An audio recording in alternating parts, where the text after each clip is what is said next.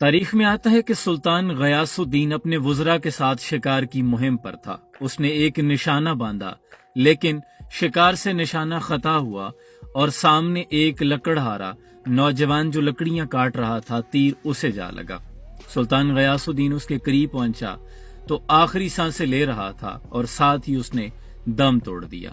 جب سلطان غیاث الدین نے پتہ کروایا تو وہ قریب ہی ایک بیوہ بڑھیا رہتی تھی جس کا اکلوتا سہارا تھا۔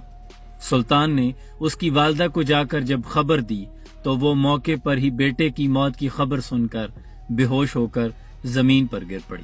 سلطان غیاث الدین فوری قاضی وقت کی بارگاہ میں حاضر ہوا اور سارا ماجرا بیان کر دیا، خود کو عدالت کے سامنے پیش کر دیا اور اعتراف جرم کر لیا کہ مجھ سے قتل ہوا ہے۔ قاضی وقت نے سارا ماجرا سننے کے بعد اس مر جانے والے نوجوان کی ماں کو عدالت میں طلب کر لیا۔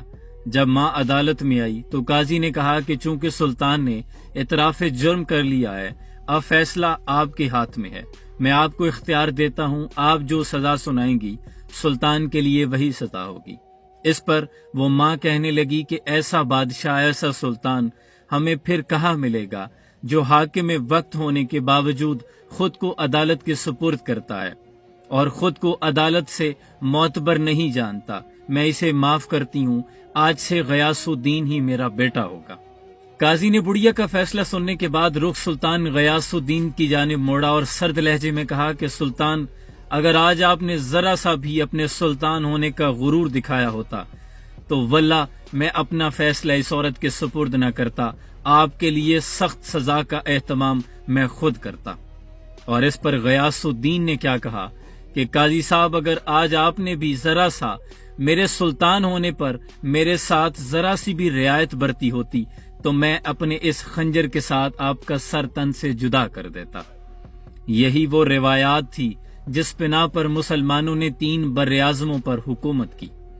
یہ ہوا کرتا تھا عدل کا معیار، یہ ہوا کرتے تھے مسلمانوں کے سلاطین۔ اقبال لکھتے ہیں کہ کھودی اپنے اسلاف سے ہم نے جو میراث پائی تھی، ثریا سے زمین پہ آسمان نے ہم کو دے مارا، اور کتابیں اپنے آبا کی وہ علم کے موتی، جو دیکھوں ان کو یورپ میں تو دل ہوتا ہے سی پارا، اور اگر چاہوں تو نقشہ الفاظ میں کھینچ کے رکھ دوں، مگر تیرے تخیل سے فزوں تر ہے وہ نظارہ۔